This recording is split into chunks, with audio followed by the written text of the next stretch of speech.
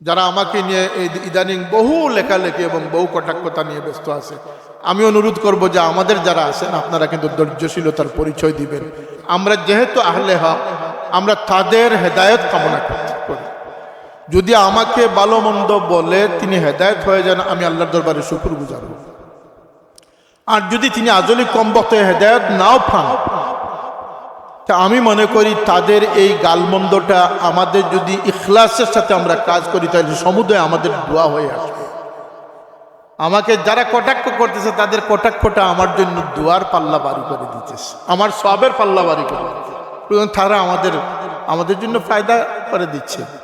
আমি সকলকে সহনশীলতার পরিচয় এবং যাতে কোনো নেতার বিপক্ষে কোনো বেয়াদবিমূলক কথাবার্তা থেকে সকলকে কিন্তু বিরত থাকার আহ্বান জানাচ্ছি। আমাদের সিলসিলার দুইজন মেধাবী, অন্যতম দুইজন মেধাবী আমার ডানে বামে আছেন। একজন হচ্ছেন মৌলানা সিরাজ ইসলাম ফারুকী সাহেব, তিনি তার কথা বলেন নাই।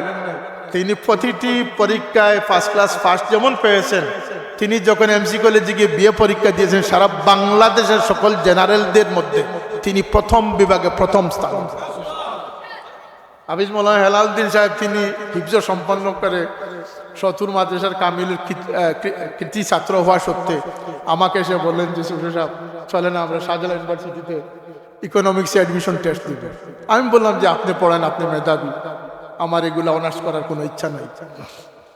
আমার ক্লাসমেট মানে আমরা একসাথে প্রথম বেচের অ্যাডমিশন পরীক্ষায়, উনি তো 50 জনের মধ্যে প্রায় 4-5 হাজার ছাত্র ছিল, তার মধ্যে 50 জন নেওয়া হবে। 50 জনের মধ্যে হাফিজ হেলালউদ্দিন সাহেব ওয়ান অফ দেম, তাদের মধ্যে তিনি একজন সিলেক্ট হয়ে গেছে।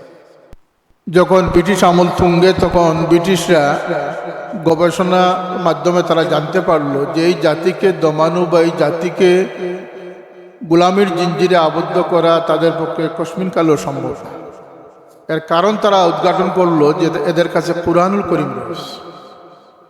তাই ব্রিটিশ বড়লাট বা ব্রিটিশ গভর্নর যিনি ছিলেন, তিনি খুব শক্তভাবে একটা আদেশ জারি করলেন যে এই অঞ্চলের, বিশেষ করে পানিপথ অঞ্চলের যত কুরআনুল করিম বাজারে রয়েছে, লাইব্রেরিতে গ্রন্থাগারে যে সমস্ত কুরআনুল করিম রয়েছে, সে সবগুলো যেন খরিদ করে তারা নিয়ে তারা ডিস্ট্রয় করতে পারেন, অর্থাৎ জ্বালিয়ে ফেলতে পারেন বা সাগরে ফেলে দিতে পারেন। এই আদেশের প্রেক্ষিতে সমস্ত কুরআন শরীফ তারা খরিদ করে তারা নিয়ে নিল।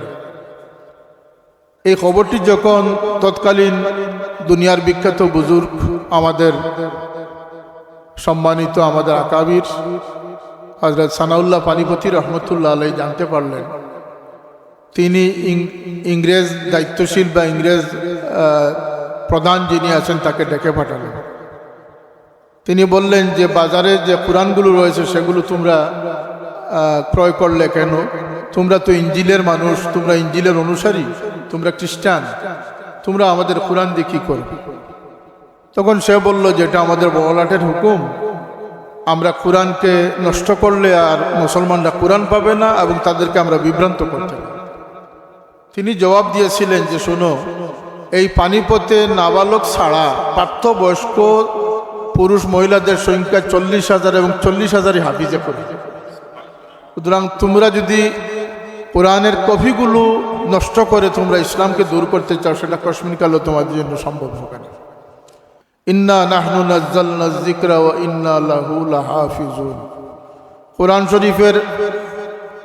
কোরআন শরীফের আগে যে আসমানি কিতাবগুলো আমাদের সামনে আল্লাহ এই দুনিয়াতে দিয়েছিলেন, পাঠিয়েছিলেন, তো বিশেষ করে তৌরাত, ইনজিল, জবুর, এগুলো লিপিবদ্ধ অবস্থায় এসেছিল, পাথরে খোদাইকৃত অবস্থায় এসেছিল। আর কুরআনুল করিম নাজিল হয়েছে 4 আয়াত 3 আয়াত সূরা হিসাবে, সম্ভবত 1 সূরা নাজিল হয়েছে, বাকি সবগুলোই খণ্ডে খণ্ডে নাজিল হয়েছে, শুধু একদিনে নয়। সমস্ত কোরআন আসমানি সহিফা রমজানুল মুবারকে নাজিল হয়েছে, কিন্তু কোরআন শরীফ নাজিল হয়েছে 23 বছর ব্যাপী তার আল্লাহর হাবিব সাল্লাল্লাহু আলাইহি ওয়াসাল্লামের সিনা মুবারকে আল্লাহ নাজিল করেছে। এটা সাহাবায়ে কেরাম লিপিবদ্ধ করেছেন, মুখস্থ করেছেন, আল্লাহর নবীর মুখস্থ ছিল, এটা সংরক্ষিত হয়ে আসতেছে। এই কোরআন আমাদের জন্য নূর, আলো দানকারী।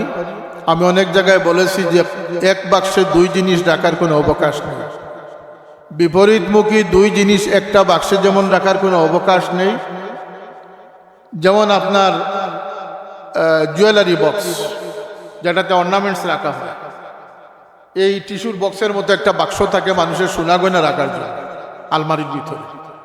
এটাতে যদি আপনি সোনা রাখেন আর পাশাপাশি ঘরের ঝাড়ু দিয়ে সমস্ত ময়লা নিয়ে রাখেন, তাহলে এটা মানানসই তো হবেও না, এটা আকলের বিপরীত হবে।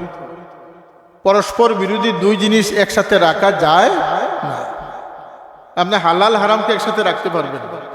আপনি পান করার জন্য সুপানীয় এবং দুর্গন্ধযুক্ত পানীয় এক গ্লাসে রাখা সম্ভব না। কোরআন শরীফ হাফিজ যারা হচ্ছেন, এটা আমাদের জন্য বড় অপরচুনিটি, দিনের জন্য লাভজনক, দেশ দশের জন্য লাভজনক। কিন্তু এই কোরআনুল করিম যারা সিনায় স্থান দিচ্ছেন, আপনাকে বিশ্বাস করতে হবে যে আপনার সিনা এমন নুরান্বিত হয়েছে যে আল্লাহর নবীর খুশখবরি রয়েছে যে মানুষ পচে গিয়ে মরে গিয়ে পচে যাবে, কিন্তু হাফিজে কোরআনের সিনা কমপক্ষে সিনাটা অক্ষত থাকে। এই যে নূর, এবং হাদিস শরীফে এসেছে সূরা কাহফ যদি কোনো মানুষ তিলাওয়াত করে 1 সপ্তাহের জন্য আল্লাহ তাকে একটি নূর দান করে। আর কোরআন শরীফ নূর, আল্লাহ বলছেন ওয়াত্তাবা নূরাল্লাযী উনজিলা মাআহু উলাইকা হুমুল মুফলিহুন। কোরআন পুরোটাই নূর।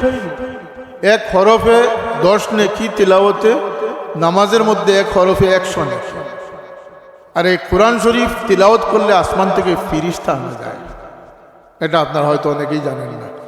এক সাহাবী গিয়ে আরজ করলেন, ইয়া রাসূলুল্লাহ, আমি আমার বারান্দায় বসে তিলাওয়াত করতেছিলাম, আমার আস্থা বলে গুড়া বাঁধা ছিল। আমার তিলাওয়াত যত বাড়তে থাকে গুড়া তত ছটফট শুরু বেশি বাড়াইতে থাকে। আল্লাহ নবী বললেন, তুমি যে তিলাওয়াত করতেছিলে তখন আসমান থেকে ফিরিস্তাদের পর ফিরিস্তা নাজিল হতে শুরু করেছে, এই জন্য গুড়া এই আচরণ করেছে। কোরআন তিলাওয়াতে আসমানের ফিরিস্তা নামাইয়া আনে, আর বাদ্যযন্ত্র গান বাজনার মাধ্যমে ফিরিস্তাদেরকে তাড়িয়ে দেওয়া হয়। মিথ্যা কথার মাধ্যমে ফিরিস্তারা দূরে চলে যায়। মহিলারা বেপর্দা হলে ফিরিস্তারা সামনে থাকে না, ফিরিস্তারা লজ্জাশীল। তাই কোরআনুল করিম যারা হাসিল করেছেন, যাদের সন্তানরা হাসিল করেছেন, এটা তাদের জন্য সৌভাগ্য। এই হাফিজে কোরআনরা, আল্লাহ নবী সাল্লাল্লাহু আলাইহি ওয়াসাল্লামের হাদিস হয়েছে যে আমার উম্মতের বিশেষ 3টা বৈশিষ্ট্য থাকবে। এক বৈশিষ্ট্য হচ্ছে যখন তারা পাগড়ি পরিধান করবে, পাগড়ির পিছনে সামলা থাকবে। আমরা পাগড়ি দিয়েছি, পিছন দিকে সামলা রয়েছে। আরেকটা পরিচয় হলো আমার উম্মত যখন কাপড় লুঙ্গি বা পায়জামা পরবে তখন সে টকনুর উপরে পড়বে। আল্লাহ আমাদেরকে তৌফিক দান করবে। আরেকটা পরিচয় আল্লাহ নবী বলেছেন, সেটা আপনাদের জন্য বিশেষভাবে প্রযোজ্য, সেটা হচ্ছে যে আমার উম্মত কোরআন শরীফ তিলাওয়াত করবে, মুখস্থ হবে। বলেন সুবহানাল্লাহ।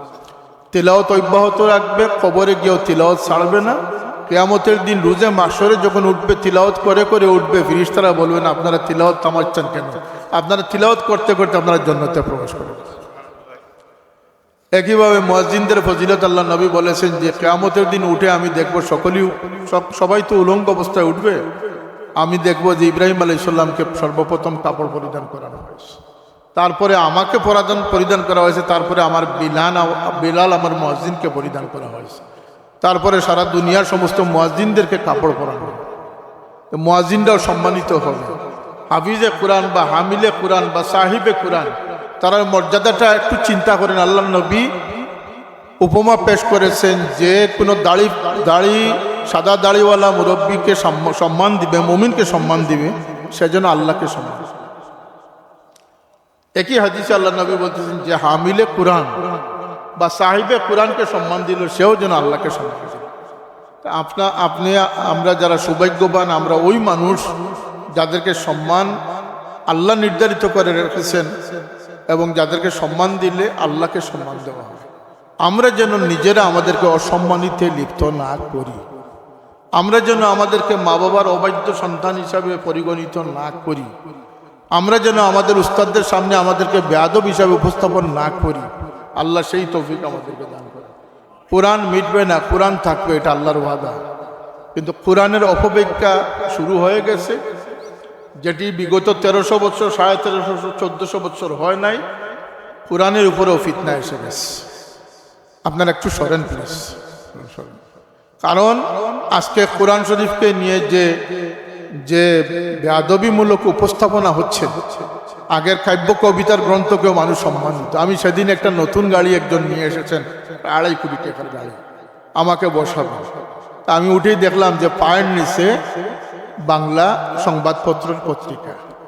আমি বললাম যে এখানে আমি উঠবো না, আপনি পত্রিকাটা আগে উঠান।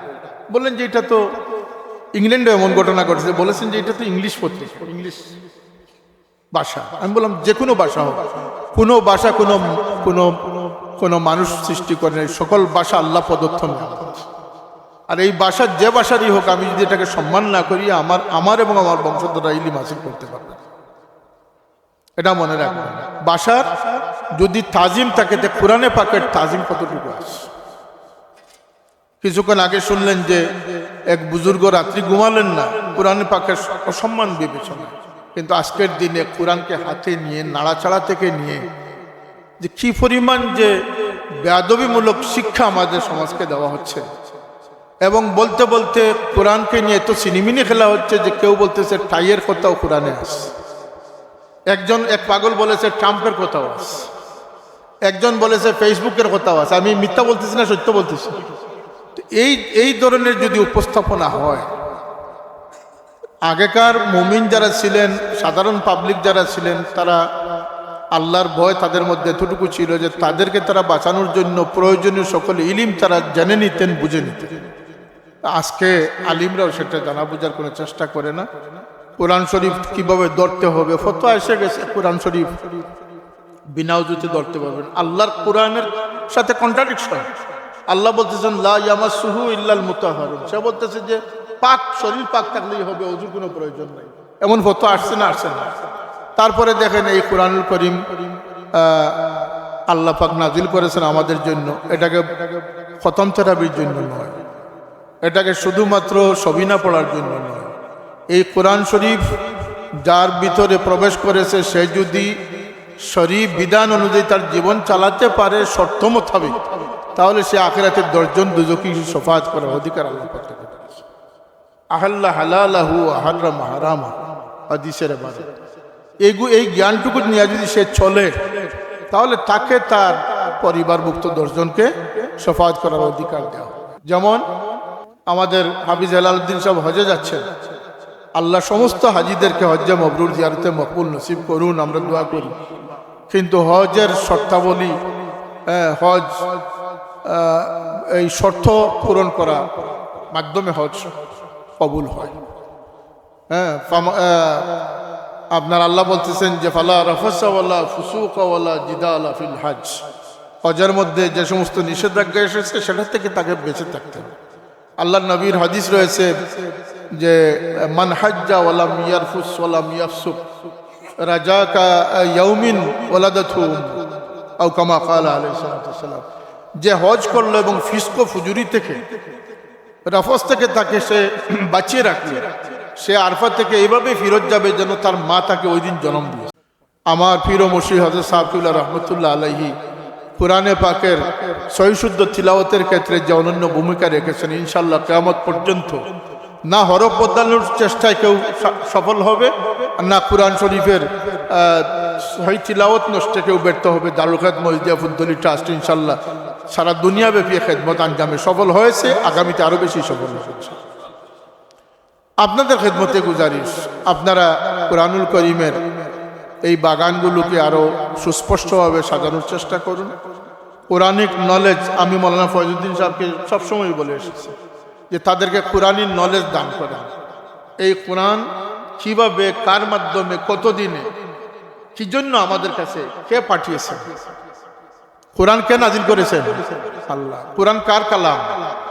যদি আমরা একটা খত বা চিঠি মনে করি, এটা কার পক্ষ থেকে এসেছে? সুতরাং কোরআনকে তদব্বুরের সাথে তিলাওয়াত করলে ইমানের নূর বৃদ্ধি হয়। বলেন সুবহানাল্লাহ।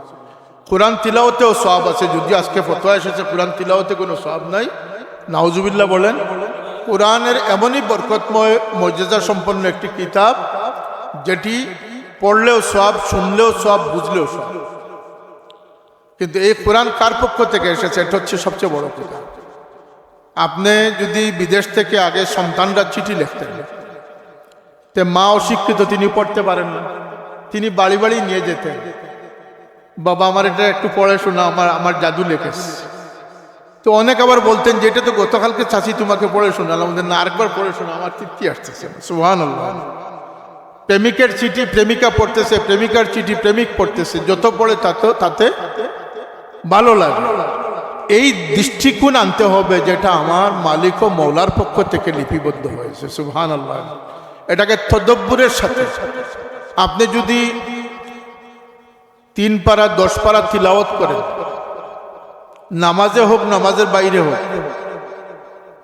ওয়ালিদ বিন আব্দুল মালিক মুসলিম জাহানের খলিফা ছিলেন। ওয়ালিদ বিন আব্দুল মালিকের 4 বেটা ছিলেন, তার মধ্যে ওয়ালিদ একজন, হিসাম একজন, সুলাইমান একজন, আরেকজনের নাম আমার মনে আসতেছে। ওয়ালিদ বিন সুলাইমান বাদশাহ তখ্তনিশীন হওয়ার সত্ত্বে, মানে তিনি চলমান বাদশাহ হওয়ার সত্ত্বে প্রতি রাত্রে তিনি তাহাজ্জুদের নামাজের 10 পারা কোরআন শরীফ তিলাওয়াত। কোন জাহিদের পক্ষে এটা সম্ভব? একজন বাদশাহ, তাও অর্ধ পৃথিবীর বাদশাহ, ওমর ইবনে আব্দুল আজিজ রহমতুল্লাহ আলাইহির আগের জন বাদশাহ, তিনি প্রতি তাহাজ্জুদ নামাজে প্রতিদিন 10 পারা, তার মানে 3 দিনে তিনি 1 খতম কোরআন শরীফ শুধু তাহাজ্জুদের নামাজে তিলাওয়াত করতেন। উসমান রাদিয়াল্লাহু আনহুর ঘটনা রয়েছে, তিনি 1 তাহাজ্জুদের নামাজের মধ্যে আলহামদুলিল্লাহ থেকে নিয়ে নাস পর্যন্ত তিনি তিলাওয়াত করেছেন। এগুলো হচ্ছে মুজাহাদা। আপনি চেষ্টা করলে পারবেন, নামাজের মধ্যেও পড়ার চেষ্টা করবেন, কিন্তু কিছু সংখ্যক আয়াত, 1 সূরা বা 1 রুকু বা একটা পৃষ্ঠা তদব্বুরের সাথে এটার অর্থ বুঝে শুনে এবং এটা হৃদয়ঙ্গম করে যদি আপনি পড়তে পারেন, এই হৃদয়ঙ্গম আপনাকে জান্নাতে শুধু পৌঁছাবে না, আপনাকে নূরে নূরান্বিত করে দেবে। আর কোরআন এমন একটি গ্রন্থ, আল্লাহ নবী বলেছেন ওয়াইতাসিমু বিহাবলিল্লাহি জামিআন ওয়ালা তাফাররাকু। আমরা সংগঠন করি, আমাদের ছাত্র সংগঠন তালামিজে ইসলামিয়া, আমাদের পাবলিক সংগঠন আঞ্জুমানে আল ইসলাম, এগুলা আমরা আল্লাহর রজ্জু হিসাবে আমরা কাজ করতেছি। আল্লাহ আমাদেরকে তৌফিক দান করে দাও। আল্লাহর রশি কিন্তু নাইলনের রশিও না আর সিনথেটিক রশিও না, এই রশিটা হচ্ছে রিজালুল্লাহর রশি, আল্লাহর বান্দাদের মাধ্যমে পরস্পর রচিত এই রশির নাম হচ্ছে ওয়াতাসিমু বিহাবলিল্লাহি জামিআন। কিন্তু হাদিস শরীফে এসেছে আল্লাহ নবী বলতেছেন তোমরা কোরআনকে আঁকড়ে ধরো। আর কোরআনের এক মাথা আল্লাহ তার হাতে রেখেছেন, অপর অংশ অপর মাথা তোমাদের হাতে সাপোর্ট করেছে। সুতরাং কোরআনের যে ধরে থাকবে তারাকতু ফিকুম আমরাইন। রাসূলুল্লাহ সাল্লাল্লাহু আলাইহি ওয়াসাল্লাম বলেছেন তোমাদের সামনে আমি 2টি জিনিস রেখে গেলাম, একটি হচ্ছে কিতাবুল্লাহ, একটি হচ্ছে সুন্নতে রাসূল। এই দুটাকে যদি তোমরা আঁকড়ে ধরতে পারো লান তাদিল্লু, তোমরা কোনো দিনই গুমরাহ হবে না। সুবহানাল্লাহ। আমার শেষ অনুরোধ হচ্ছে কোরআন শরীফকে চর্চার মধ্যে রাখতে হবে। এই মোবাইলের কারণে বর্তমান মোবাইল একটা ফিতনা, একটা দাজ্জালের খবরি বাঠা। এই মোবাইলের মাধ্যমে পৃথিবীর লক্ষ কোরআনে হাফিজের সিনা খালি হয়ে গেছে। কথাটা ঠিক, আপনারা একমত না? একমত না? লক্ষ লক্ষ, এ পর্যন্ত পৃথিবীতে এক গণনা অনুযায়ী 2.5 কোটি 2,50,00,000 হাফিজে কোরআন মৌজুদ আছেন, হর জবানাতে মৌজুদ থাকবেন ইনশাআল্লাহ, আরো বৃদ্ধি হবে। কিন্তু লক্ষ লক্ষ হাফিজে কোরআনের সিনা শূন্য হয়ে গেছে মোবাইল ব্যবহার করার কারণে। লক্ষ লক্ষ কোটি মানুষের ফজরের নামাজের আদত চলে গেছে এক মোবাইলের কারণে। গড়ে দ্বন্দ্ব হয়েছে, তালাক হয়েছে, বিচ্ছেদ হয়েছে, এমন ঘটনা হাজার হাজার লক্ষ তায়দাদে চলে গেছে। সুতরাং মোবাইল, তোমাদের প্রতি আমাদের গুজারিশ হচ্ছে মোবাইল থেকে যত দূরে থাকবে আল্লাহর তত নিকটবর্তী থাকবে, একটি কথা। আরেকটি হচ্ছে তোমাদের দোয়াতে মোনাজাতে তোমরা মা বাবাকে বলবা না। 2 নেমক হারামের দোয়া কবুল হয় না, যে দোয়ার মধ্যে আল্লাহ নবীর প্রতি দুরুদ পাঠ করে না আর যে তার মা বাবাকে স্মরণ করে না। আমি এটা বললাম এই জন্য, আল্লাহর রহমতে আমাদের অভ্যাস আছে, আমরা যে কোনো দোয়াকে, সংক্ষিপ্ত দোয়া হোক আর জিয়ারতের দোয়া হোক আর যে কোনো দোয়া হোক, আমরা আমাদের মা বাবাকে ছাড়ি না। আমরা আমাদের এক্সপেকটেশন তোমাদের উপরে, তোমাদের মাথায় পাগড়ি শুধু আমরা দিচ্ছি না, আমাদের জিম্মাদারি তোমাদের হাতে আমরা অর্পণ করতেছি। আহলে সুন্নাত ওয়াল জামাতের সহি আকীদার উপরে যদি কায়েম থাকতে পারো আর কোরআনের ফিকিরকারী হিসাবে, মুফাক্কির হিসাবে যদি দুনিয়াতে বেঁচে থাকতে পারো, আদবি আখলাকি মা বাবার বাধ্য হয়ে থাকতে পারো, তোমাদেরকে দমাবার কেউ না। ইনশাল্লাহ তোমরা দুনিয়াতে কামিয়াবে হবে, আখিরাতেও কামিয়াবে। এই দায়িত্ব তোমাদের উপর। মা বাবাকে যেন দোয়াতে আমরা না বলি। আমার বড় সাহেব সবসময় বলেন যে আল্লাহ যতদিন হায়াতে রেখেছো মা বাবাকে ইয়াদে রাখার তৌফিক দান করো। এক বড় সাহেব এক বাতি জ্বালতে পারে হাজার বাতির পায়। আপনারা বিভিন্ন প্রতিষ্ঠানে পাহাড়দারি করতেছেন, আলহামদুলিল্লাহ। বিশেষ করে এই মাদ্রাসায় দারুল মুস্তাফা আজকে যতটুকু শুনলাম, আপনাদের যে কোনো সহযোগিতা, যে কোনো সময়, যে কোনো কাজে কোরআনের খেদমতের জন্য আমাকে ডাকবেন, রাতে ডাকেন, দিনে ডাকেন, ইনশাল্লাহ আমরা উপস্থিত হব। যত ঘন্টা সময় দেওয়ার প্রয়োজনে সময় দেবো ইনশাল্লাহ। আমরা কোরআনের খাদিম হয়ে মরতে চাই। এক বড় সাহেব যার সহবতে লক্ষ কোটি মানুষ মা বাবার ফরমাবরদারিতে লিপ্ত আছে। আমার কথার সাথে আপনারা মনের সাথে মিল পড়ছে কিনা আপনারা চিন্তা করেন। বড় সাহেব না হলে কিন্তু আমরা বুলা সন্তান, বুলাওয়ালা সন্তান হয়ে যেতাম। বড় সাহেবের তরবিয়তের ফসল হিসাবে লক্ষ কোটি মানুষ মা বাবাকে নেকিদি স্মরণ করতেছে, সদকা খয়রাতের মাধ্যমে স্মরণ করতেছে, স্মরণীয় করে রাখতেছে। কথা ঠিক না? ঠিক না? সুতরাং আমাদের নেক্সট সহবতের প্রয়োজন। কুরআনুল করিম সাহাবায়ে কেরামরা একসময় লিপিবদ্ধ অবস্থায় সংরক্ষণ করেছিলেন, যদিও সাইয়েদনা ওসমান রাদিয়াল্লাহু আনহুর সময় এটা পরিপূর্ণতা লাভ করেছে। কিন্তু সাহাবায়ে কেরাম কোরআনকে আগে দেখেন না, আগে কোরআনের সাহিব যিনি মুহাম্মদুর রাসূলুল্লাহ তাকে দেখেছে। তোমাদেরকে বলতেছি, আগামীতে কোরআন নিয়ে অনেকে এসে তোমাদেরকে বিভ্রান্ত করার চেষ্টা করবে। তোমরা কোরআনের দামনে নয়, আগে মুহাম্মদুর রাসূলুল্লাহর দামনে আঁকড়ে দাও। কথার সাথে একমত আছি আমরা? উদাহরণ দিয়ে আমি আমার কথা শেষ করতে চাই। এখানে মুহাদ্দিসিন, উলামায়ে কেরাম, মুফাসসিরিন এবং আমাদের সিলসিলার দুইজন মেধাবী, অন্যতম দুইজন মেধাবী আমার ডানে বামে আছেন। একজন হচ্ছেন মাওলানা সিরাজ ইসলাম ফারুকী সাহেব। তিনি তার কথা বলেন নাই, তিনি প্রতিটি পরীক্ষায় ফার্স্ট ক্লাস ফার্স্ট যেমন পেয়েছেন, তিনি যখন এমসি কলেজে গিয়ে বিএ পরীক্ষা দিয়েছেন, সারা বাংলাদেশের সকল জেনারেলদের মধ্যে তিনি প্রথম বিভাগে প্রথম স্থান। হাফিজ মাওলানা হেলালউদ্দিন সাহেব তিনি হিফজ সম্পন্ন করে শতুর মাদ্রাসার কামিলের কৃতি ছাত্র হওয়া সত্ত্বে আমাকে এসে বললেন যে সুফি সাহেব চলে না আমরা শাহজালাল ইউনিভার্সিটিতে ইকোনমিক্সে অ্যাডমিশন টেস্ট দিব। আমি বললাম যে আপনি পড়েন, আপনি মেধাবী, আমার এগুলো অনার্স করার কোনো ইচ্ছা নাই। আমার ক্লাসমেট মানে আমরা একসাথে প্রথম বেচের অ্যাডমিশন পরীক্ষায়, উনি তো 50 জনের মধ্যে প্রায় 4-5 হাজার ছাত্র ছিল, তার মধ্যে 50 জন নেওয়া হবে। 50 জনের মধ্যে হাফিজ হেলালউদ্দিন সাহেব ওয়ান অফ দেম, তাদের মধ্যে তিনি একজন সিলেক্ট হয়ে গেছে। আর আমরা তো অমেধাবী, আমরা অবশ্য ওয়েটিং লিস্টে ছিলাম, চেষ্টা করলে আমরাও ঢুকে যেতে পারতাম। তিনি অনেক চেষ্টা করেছেন আমাকে সাথে নেওয়ার জন্য, কিন্তু আমি আর ওইদিকে গেলাম না, ইকোনমিক্সের ছাত্র হলাম না, আমি ঢাকা গিয়েতে চলে গেলাম। যাই হোক, দুজন মেধাবী আছেন, তাদের সামনে আমি বলতেছি, সাহাবায়ে কেরামদের অনুসরণে যদি আমরা তাকি, তাহলে আমরা সিরাতুল মুস্তাকিমে তাকবো, মান আলাইহি ওয়া আসহাবি। সাহাবায়ে কেরাম কিন্তু কোরআনকে আগে দেখেন নাই, আগে মুহাম্মদুর রাসূলুল্লাহকে দেখেছেন। সমস্ত 30 পারা কোরআন বিশ্বাস করেছেন রাসূলুল্লাহর বিশ্বাসতার কারণে। কথা ঠিক না? ঠিক না?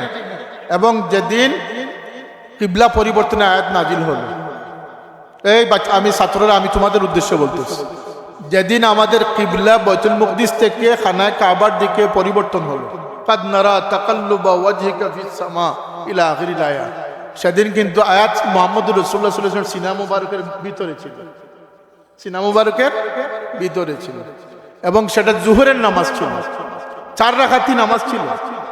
এখনকার যে মসজিদে জুল কিবলাতাইন, এই মসজিদে আল্লাহর নবী ইমামতিতে ছিলেন, সাহাবায়ে কেরাম সারিবদ্ধ ছিলেন।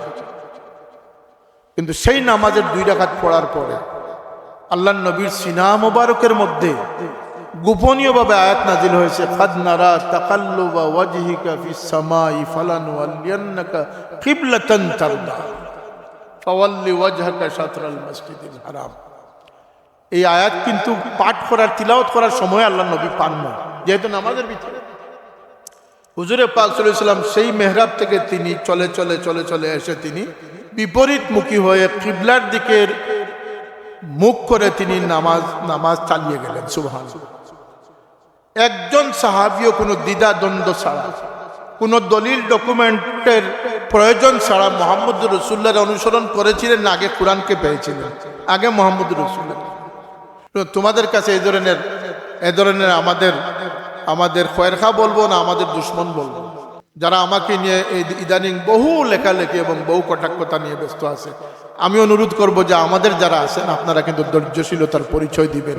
আমরা যেহেতু আহলে হক, আমরা তাদের হেদায়েত কামনা করি। যদি আমাকে ভালো মন্দ বলে তিনি হেদায়েত হয়ে যান, আমি আল্লাহর দরবারে শুকরগুজার হব। আর যদি তিনি আজলি কম বক্তে হেদায়ত নাও পান, তা আমি মনে করি তাদের এই গালমন্দটা আমাদের যদি ইখলাসের সাথে আমরা কাজ করি তাহলে সমুদয় আমাদের দোয়া হয়ে আসবে। আমাকে যারা কটাক্ষ করতেছে তাদের কটাক্ষটা আমার জন্য দোয়ার পাল্লা বাড়ি করে দিতেছে, আমার সবের পাল্লা বাড়ি করে দিচ্ছে, তারা আমাদের জন্য ফায়দা করে দিচ্ছে। আমি সকলকে সহনশীলতার পরিচয় এবং যাতে কোনো নেতার বিপক্ষে কোনো বেয়াদবিমূলক কথাবার্তা থেকে সকলকে কিন্তু বিরত থাকার আহ্বান জানাচ্ছি। আমরা কারো উদ্দেশ্য প্রণোদিতভাবে কারো বিরোধিতায় লিপ্ত নয়। আমার দুঃখটা কষ্টটা হচ্ছে এই যে কোরআনের মধ্যে ঠাইর কথা কোথায় ফেলে, ফেসবুকের কথা কোথায় ফেলে, এই ধরনের মুফাসসির তাফসীর বীর রায় যারা দেয়, উলামায়ে সু হিসাবে যারা সমাজে পরিচিত, তাদের হাত থেকে ইসলামের সৌন্দর্য রক্ষার জন্য ইসলামকে হেফাজত করার প্রয়োজন আছে না নাই?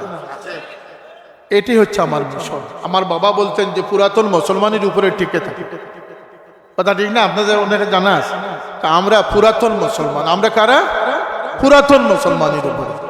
নতুন মুসলমানিত্বের আমাদের কোনো প্রয়োজন নাই। একজন বলতেছে কলমায় লা ইলাহা ইল্লাল্লাহ যথেষ্ট, মুহাম্মদ রাসূলুল্লাহর প্রয়োজন নয়। আমি বললাম তার আসল জায়গায় সে চলে গেছে, সে আসল পরিচয় দিয়ে গেছে। কারণ ইহুদ নাসারাদের সাথে আমাদের তৌহিদ নিয়ে কোনো দ্বন্দ্ব হওয়ার কথা নয়। হাফিজ মাওলানা হেলাউদ্দিন সাহেব এখানে আছেন। ইংল্যান্ডে, আমেরিকাতে ইহুদ নাসারাদের বসবাস বেশি, বাংলাদেশে নাই বললেই চলে। সেখানে কোনো ইহুদিরা বিসমিল্লাহর জবে ছাড়া খায় না। সুতরাং তাদের সাথে আমাদের কোনো সংঘাত আছে? আল্লাহর নাম নিয়ে কোনো সংঘাত আছে? কথা বলেন আপনারা, নাই। তারা তসবিহ রাখে এবং সারাক্ষণ আল্লাহর জিকির করে। তাদের সাথে আমাদের জিকির নিয়ে কোনো সংঘাত আছে? তাদের সাথে তো আমাদের সংঘাত হচ্ছে কলমায়ে রিসালত মুহাম্মদুর রাসূলুল্লাহ সাল্লাল্লাহু আলাইহি ওয়াসাল্লাম। সুতরাং এই তৌহিদবাদী, আমার বাবা বলতেন যে তৌহিদি জনতা, আমরা তৌহিদি জনতা না, আমরা উম্মতে মুহাম্মদী। স্লোগান দেন আমরা কারা? উম্মতে মুহাম্মদ।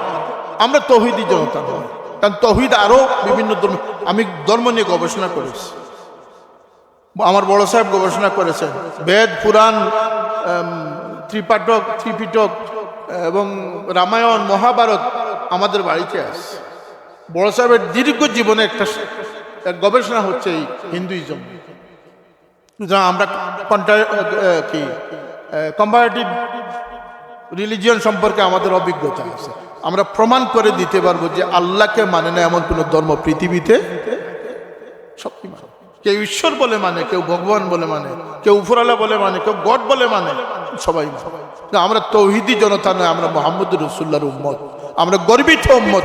আল্লাহ আমাদেরকে এই উম্মতের পরিচয় বহন করার তৌফিক দান করুন। ওয়া আখিরু দাওয়ানা আলহামদুলিল্লাহি রাব্বিল আলামিন। সাল্লাল্লাহু আলা সাইয়্যিদিনা ওয়া মাওলানা মুহাম্মদ ওয়া আলা আলিহি ওয়া আসহাবিহি ওয়া সাল্লাম। সাল্লাল্লাহু আলা সাইয়্যিদিনা মাওলানা মুহাম্মদ ওয়া আলা আলিহি ওয়া আসহাবিহি।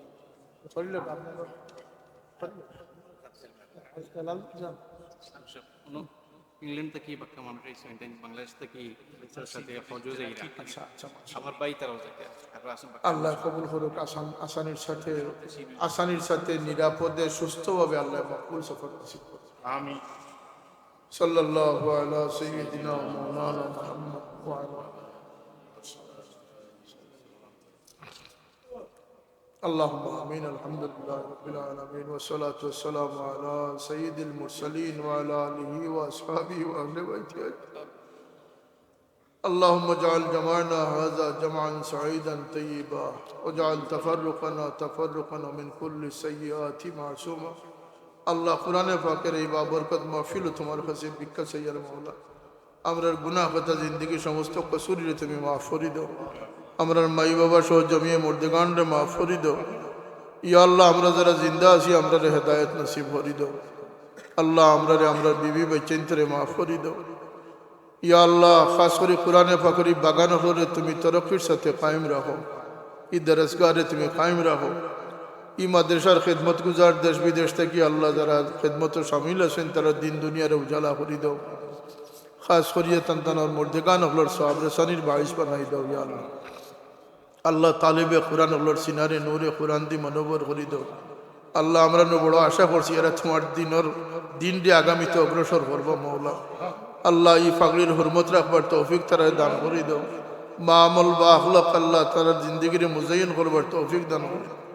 মা বাবার আশা প্রত্যাশারে পূরণ করবার তৌফিক দাও। আল্লাহ এরার জরিয়াই জমিনরে তুমি উজালা রাখিও। এ আল্লাহ আমরা যত দরজগা আছে তুমি হেফাজত ফরমাও। আল্লাহ আমরার এই খেদমত খুশিসে তুমি কবুল ফরমাও। আমরার বুজুর্গানি কারাম হলর দেখাই দেওয়া এই ফত আল্লাহ আমরার বুজুর্গ হল দুনিয়াত নাই টান টান গরিকে রহমত ফরমাও।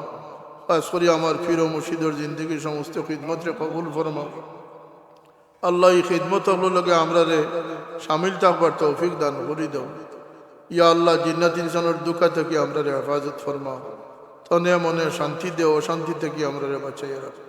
আল্লাহ তোমার বহুত বন্ধা হল দিল বড় আশা লইয়া তোমার বাড়ির মেহমান হইতে আমরা হজ্জা মবরুর জিয়ারতে মকবুল নসিব করি দাও।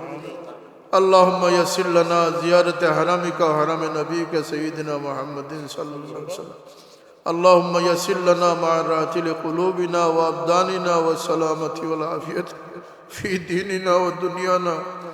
وكن لنا صاحبا في سفرنا وحاميا ومعينا في حضرنا وخليفة في أهلنا واتمس على وجوه أعدائنا. رب اغفر وارحم وأنت خير الراحمين. আল্লাহ আমরা বড় অসহায় বেকস উম্মত বনে গেছি মওলা। আমরা লাগি তোমার হাবিবের পাক মদিনার দুয়ার খুলিয়ে দাও। সবরে পাক মদিনার যাওয়ার তৌফিক দাও। হজ্জে মবরুর জিয়ারতে মকবুলের তৌফিক দান করে দাও। আল্লাহুম্মা আহসিন আকিবাতানা ফিল উমুর। আল্লাহ আজকের এই মজলিসকে কবুল ফরমাও। আজকের মজলিসও বহুত দূর দূরান্ত থেকে খাস করে বহুত বিদেশি ভাই নকল আইসেন মওলা। আল্লাহ যার মনে যে হাজত আছে তুমি নেক বানাও, পুরা করে দাও। তনে মনে যত বেমার আছে শিফা নাইয়ত ফরমাও। অনেকের মা বাপরে হায়াতে রাখছো, আল্লাহ অসুস্থ হইলে শিফা দেও। হায়াতে তৈবা দান করি বেচিন্তরে খেদমত করি দোয়া লইবার তৌফিক দান করি দাও। আল্লাহুম্মা আল্লাহ আমরা বিবেক চিন্তরে আমরা ছাত্র হলে নামাজি বানাই দাও মওলা। সুবহান রাব্বিকা রব্বিল ইজ্জতি আম্মা ইয়াসিফুন। আল্লাহ বহুত উলামায়ে কেরাম হুফাজিন হল আছেন, আপনার মুরব্বী হল আছেন, আল্লাহ তানদের হায়াতে তৈবা সেহতে কামিলা নসিব ফরমাও। سبحان ربك رب العزة عما يصفون وسلام على المرسلين والحمد لله رب العالمين.